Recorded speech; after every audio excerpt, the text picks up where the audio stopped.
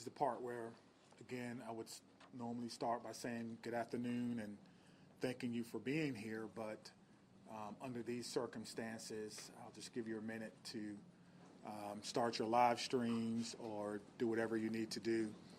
And while you're doing that, my name is Chief Sean Barnes, Shonbarnes. I'm currently the Chief of Police for the Madison Police Department.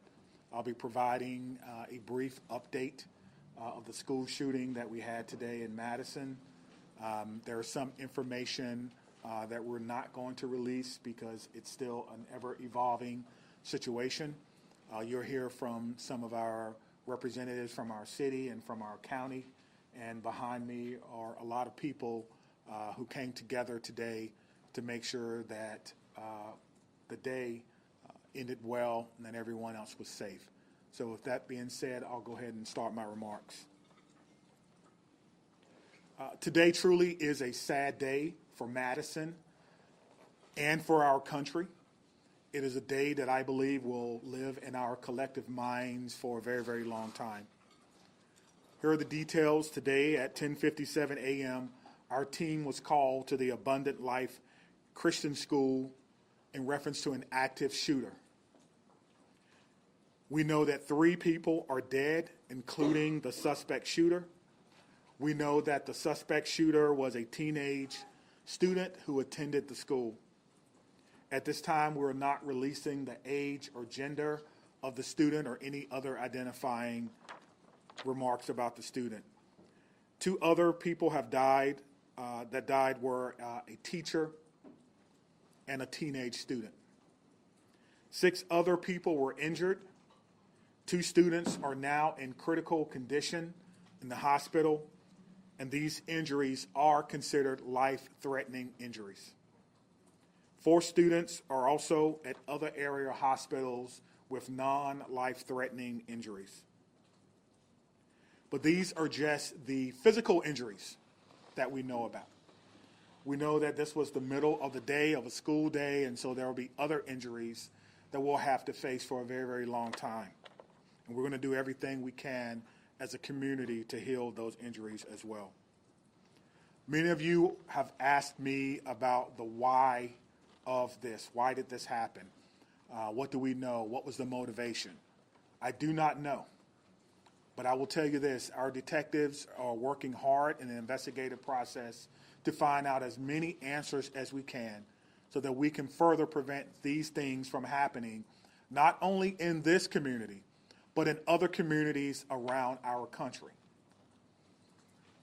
I think we can all agree that enough is enough, and we have to come together to do everything we can to support our students, to prevent press conferences like these from happening again and again and again. The school building itself is clear. We have cleared the school. There's no other threats or danger to the community.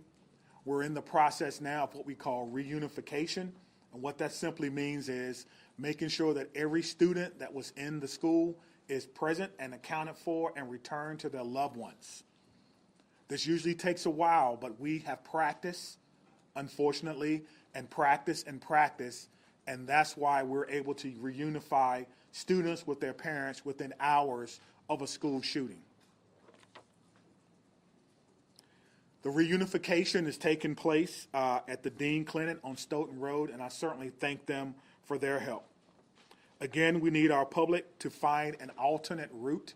If that is your normal way home as we get closer to the end of the day, please be patient or find another route home. We are currently processing the scene. We are interviewing those who may have been witnesses, and we are obtaining search warrants to get additional information. And lastly, I want to just say thank you to everyone who's standing behind me, the organizations and agencies that they represent, the men and women of the Madison Police Department and Dane County Sheriff's Office who selflessly ran into a building not knowing what they were going to encounter.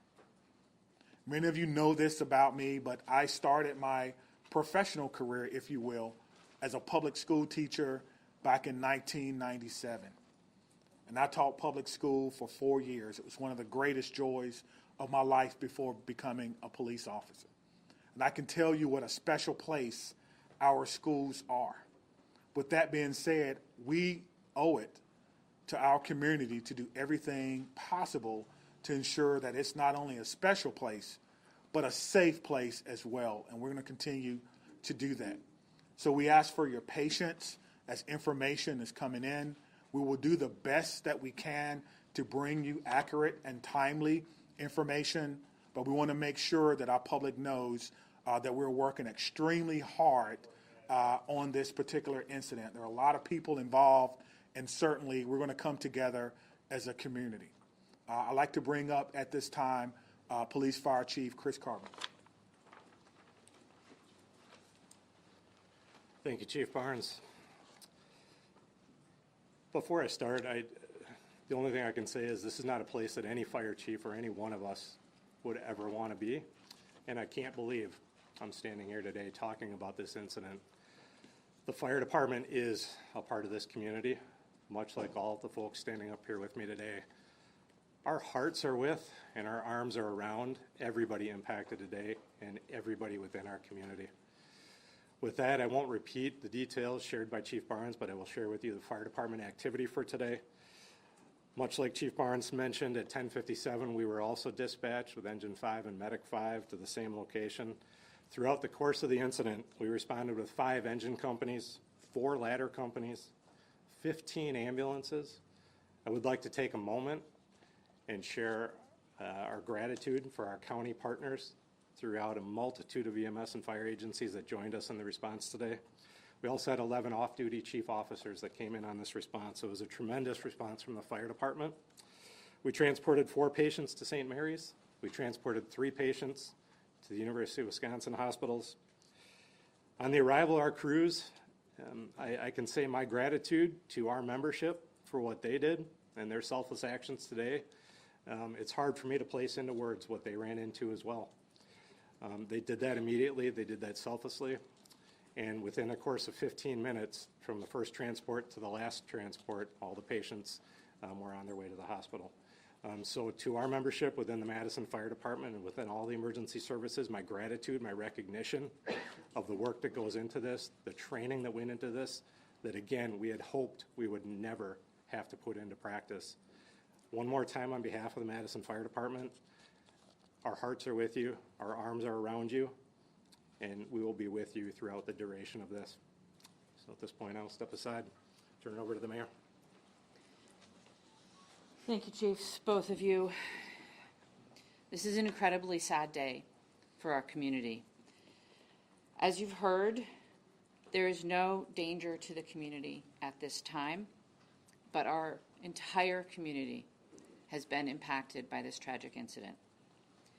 On behalf of the Common Council and the City of Madison staff, I want to offer our heartfelt condolences to the victims and families and to the whole Abundant Life community. Our focus now is on supporting them and supporting the victims and their families. And we will continue to do that through the coming days and weeks. I also want to thank our first responders, the police, fire, the medical staff, for their quick action and their life-saving efforts. As you've heard already, this is a whole-of-government response. It is not just police and fire. It is not just City of Madison. We have folks from all around the county. We have folks from multiple agencies engaged in both the initial immediate response and the ongoing support, and will be engaged for days and weeks to come. I also want to thank the White House and the governor and others in the federal government and state government for reaching out to offer their support and help. We will be drawing on resources as needed going forward. But the most important thing right now is to make sure that we are centering the victims and their families, and that we are doing whatever we can to support them and to help them heal, and to lift our entire community up through this difficult incident. I am on record that I think we need to do better in our country and our community. to prevent gun violence. And I hoped that this day would never come in Madison.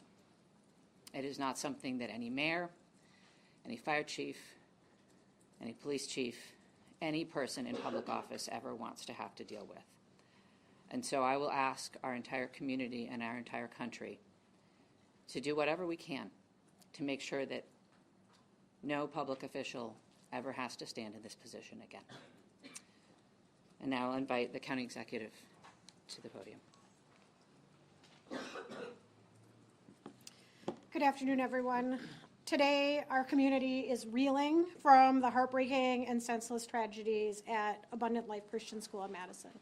As a mom who received a text from her son at a high school here in the city of Madison wondering if he was safe, I can tell you, this hits you in the gut. Our community is better than this. Our country is better than this. It cannot continue. My heart goes out to the victims and their families and the students and the educators, and the list goes on and on. Every one of us is affected by this unimaginable and unacceptable violence that has hit our community today. Dane County stands united in grief with the Abundant Life Christian School community. The Sheriff's Department, the Department of Emergency Management, Department of Human Services have all been on the front lines. My phone has been ringing from people across our state and our nation asking what it is that they can do to help our community. And right now, it is our time to be committed to supporting this school, these students, and these families, and our first responders who went into that building during this devastating time. We must work closely with our law enforcement officers and first responders, mental health professionals, community leaders, and policymakers to ensure that we are taking care of one another.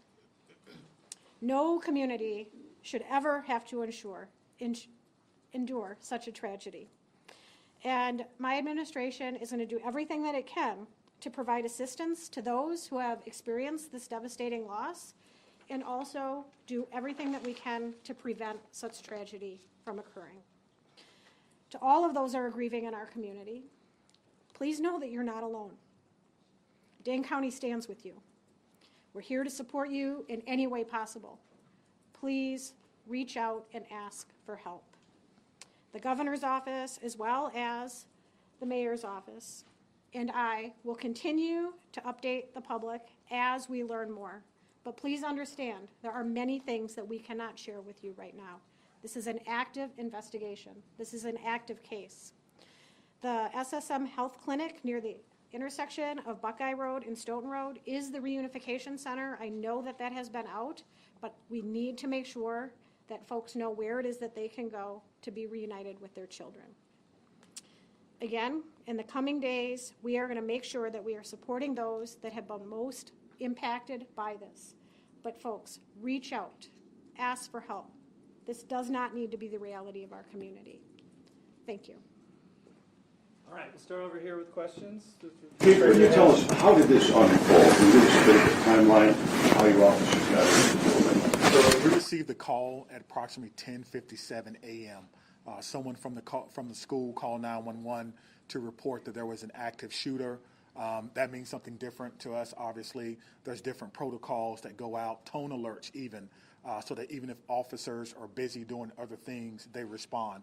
One of the things that I do want to note is that our training center is about 3 miles from there. We have special event team medics, those that work with the fire department, responded to this particular scene from their training day. So what began as a training day became an actual day. And so that's how this call originally came in. What can you tell us, if anything, more about the shooter and what their motivations were, or have you made contact with their family members? Anything updated on that? Sure. There's nothing new that I can tell you about the shooter at this time. Again, as difficult as today is, that's still someone's child that's gone. That's still someone that has to deal with what happened today. And so we want to make sure that we can ensure as much cooperation as we can. You asked me about why, as I stated before. I don't know why, and I felt like if we did know why, we could stop these things from happening. But what I will tell you is, as soon as we are done with the investigation, any information that we uncover that will not compromise the safety of anyone involved or compromise the confidentiality of any of these children that are involved, we'll tell you. I just ask for your patience. All right, over there. Sorry. Go right ahead. Chief, what kind of gun was used today? We know it was a handgun. We know a handgun was recovered. Sit down right there. Was the shooting confined to one classroom, or did it spread out throughout multiple? We know it was confined to one space. I do not know if it was a classroom or a hallway. One of the things that we've gotten very good at, certainly different from in my day, is that if you do not need to be in a crime scene, you do not need to go to a crime scene. And so the crime scene and those persons who were involved, they have that crime scene locked down. I did not go or enter into that crime scene. But if you can imagine, most schools, the students go together, but they are segregated. So on each different floor, in each different group. And so there's no evidence that anyone else was injured that was not in the age group. What can you say at this time about how school staff responded when the shooting started? I cannot speak to how the school staff responded. We did have injuries, but it could have always, of course, had additional injuries. I do not know what the school's protocols are. Again, this is a private Christian school. I know that we have a very good rapport with MMSD, Madison Metropolitan Schools, public schools. So we have done trainings for them before, but I would assume that most of the teachers have the same or some similar type of training as a part of their certification. There's conflicting reports online about how many students are enrolled at the school. Can you confirm approximately how many students attend the school? I do not know how many students attend the school, but their website says that they serve about 200 families. Right in the back, white. What kind of support systems are going to be made available to the people who were affected by the events today?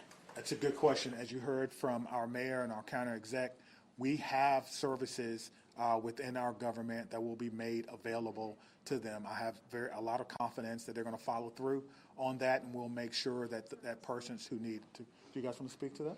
So, Dane County Human Services, as well as the Red Cross and other consolidated agencies, are already on scene. And we will continue to be on scene, and those resources will be bolstered. Again, please reach out. You are not alone. We are going to navigate this together, and there are people who are affected by this trauma who are not in the reunification center or at the school. We need folks to be reaching out because we do have resources available. Did you know if Abundant Christian Life School, did they have a school resource officer employed? It's not my knowledge that they had a school resource officer. That if they did, it would be a police officer, and I know where they all are, and they're not in the schools right now. 15 in the back there. So in terms of witnesses that you mentioned about investigation, what is that looking like, and how many witnesses are you guys speaking with? Sure. So the detectives will talk to anyone who may have seen this particular event unfold, anyone that may have been unfortunate to hear something. They will be talking to them. It's my understanding that that's in process now, and everyone is cooperating fully. That will give us an idea of not only what unfolded, but it could answer the question to motivation, because again, the students who unfortunately had to witness this. But that's not something that we want to rush.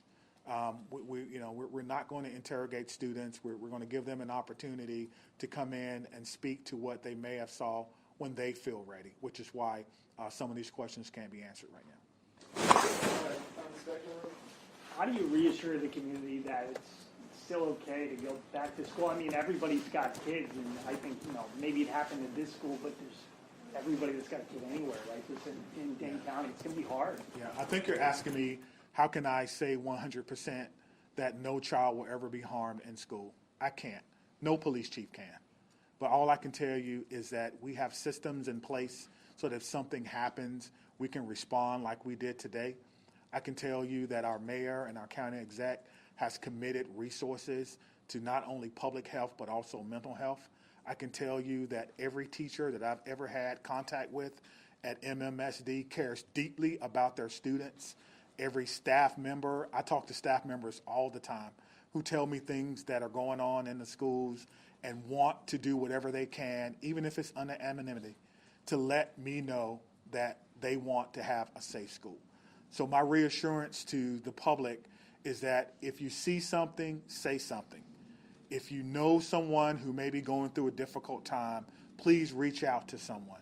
And I think what I can do is make sure that our police department is transparent and open and honest and inviting for people to call and give information. I think MMSD does an excellent job of that, and the same thing can be said for any other private school. If you want to give information or you need someone to talk to, I can promise you we'll have someone there to get that information. Chief, understanding that this is a private school you may not be as familiar with, what can you tell us about some of the physical measures that are in place at this school, whether it's metal detectors, secure entryway, cameras, et cetera? Yeah, that's a good question. I've never been in this school, unfortunately. I'm not aware that there were metal detectors in the school. That's something that we can certainly look at. Most schools have some form of surveillance or public space cameras, but that will be, of course, part of the investigation process. Scott? Chief, can you clarify, you said 7 were injured, but 6 were hospitalized. Does that mean one's been treated or released? And secondly, is the shooter's family cooperating with the investigation?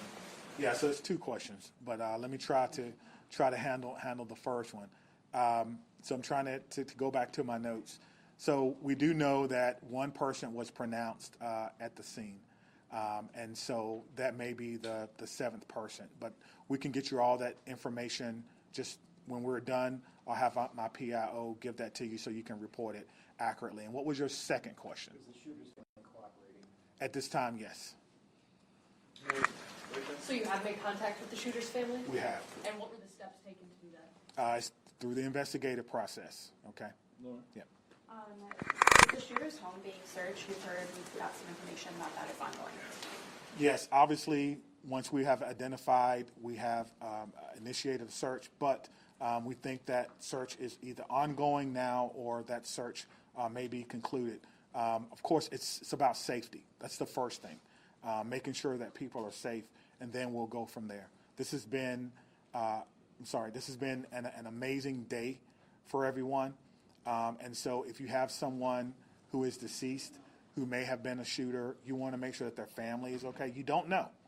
And so that is what we're doing right now. It is about the safety of everyone. This is going to be a long day for the Madison Police Department. We just want some of your patience.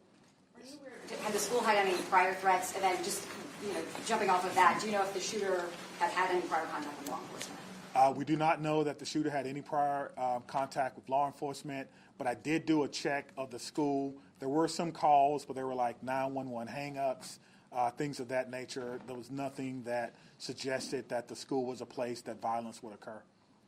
Chief, I know that you mentioned that the shooter died of a self-inflicted gun wound. Did that happen before officers arrived at the school or when the shooter saw officers coming into the school? Yeah, so let me say that the cause and manner in which the shooter died will be determined by the inmate. But what I can tell you is the shooter was dead upon our arrival, police department arrival, and no officers fired their weapons. Okay? Lucas?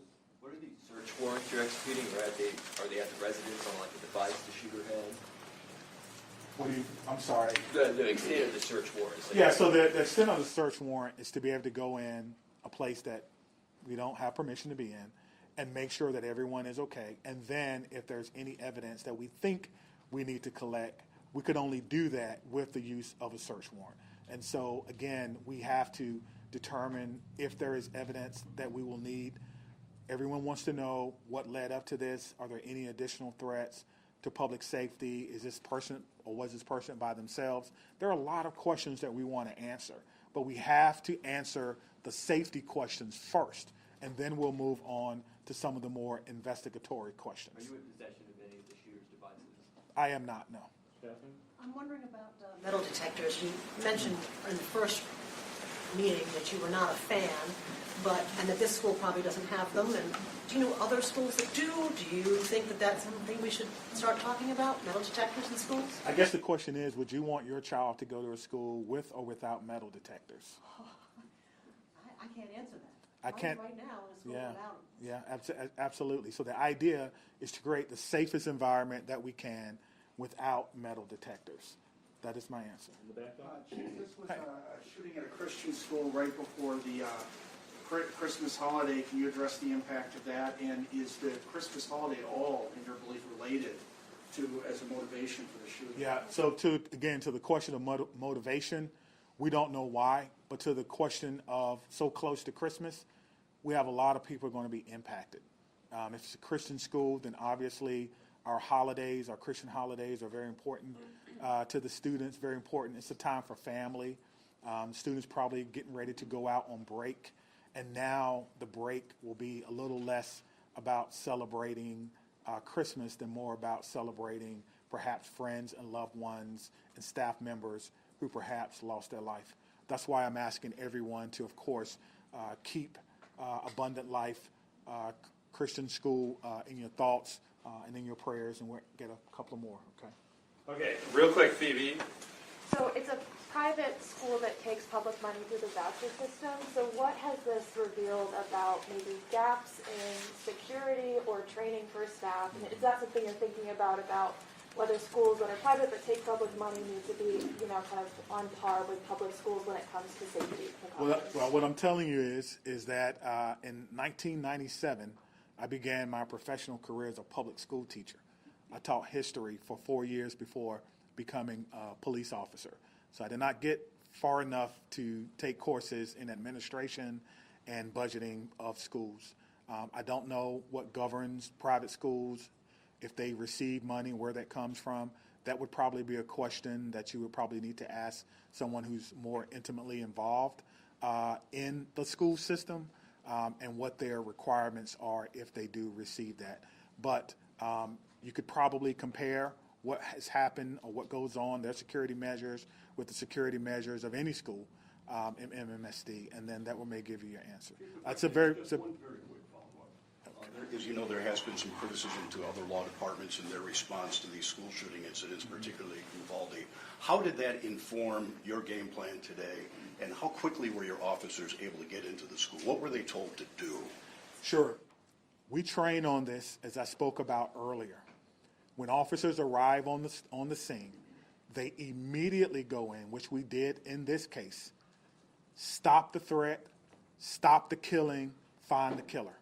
That's how we train, and that's exactly what we did today. There's no waiting. There's no coordination of who's in charge. Everyone knows exactly what to do. I spoke about this earlier. We train on this constantly. Our commanders, including the fire chief and I, was in a commander's training less than 2 weeks ago, going over this exact same scenario for another fictional location. And so all of that came into play today, and our officers performed extremely well based on their training and based on the expectations that they know exactly what to do. Stop the threat, stop the killing, find the threat. Right. Can we just do one more? Wait, hold on, right here.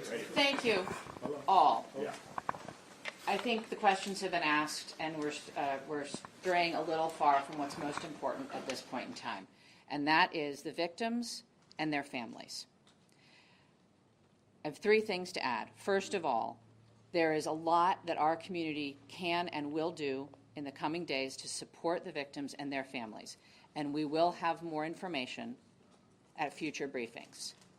If anyone, and I would urge you all to include this in your stories, if anyone needs mental health support as a result of this incident and the coverage of it, I encourage them to reach out to 988 by phone or text and to get the mental health support that they need. It is incredibly important that we take care of our community in this very difficult time. We all have a role in preventing gun violence. Our entire community needs to be part of the solution here. There are many things that we can do, and we can have those conversations in coming days. But first and foremost, what needs to be the priority for all of us is supporting our young people. And that is where our community's attention needs to turn at this point in time. The police department, the fire department, the city, the county will share additional information about the investigation as it becomes available.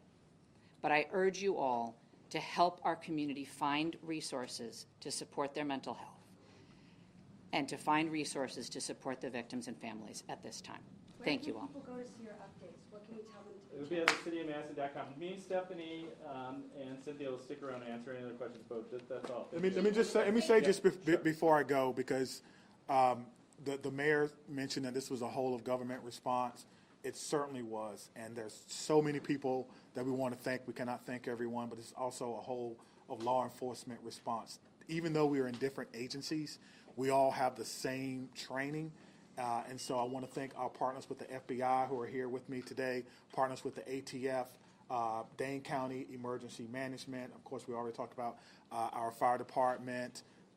We've got calls from the Attorney General of the United States, Wisconsin State Patrol, our governor's office, State Patrol, Monona, as well as our sheriff's office. I know I may have left someone out, but thank you for how you responded, professionally, quickly, and according to the way that we all trained, and it all came together to ensure that no other persons were hurt. Thank you. Chief, can you just say what time you guys made entry? I just want to nail that detail down. 10:57. But that's the time you made That's entry. all. Is right in 1 minute? We'll work on getting that, so our next, How long did it take should they arrive to the scene if we raise back? They received the call at 10:57. yeah, so I will work on getting that information for our next media briefing. We plan to meet here at 5:30 tonight, and I will work on getting that information. Do you know how many search warrants were executed? I don't have that information. I can see if detectives are able to share that number later. Okay, and also have they checked his social media at all? So that is something that is routine in the investigation, is we'll look at any online information that they share right now. Stay at 5. Today at 5:30. Can someone confirm how So in situations like this, there's a where we get a roster of students and we contact their parents and tell them where to go safely during that period. Once you go in our safety clear, students get to go one place, and then parents gather at a different spot, and then there's that one. do we know where that was? They said today at the Dean Clinic at South Street Road. The chief mentioned something about 911 hang-ups. To clarify, was he saying there were... So we just rolled to see if there are any calls for service. Well, he wants to hear about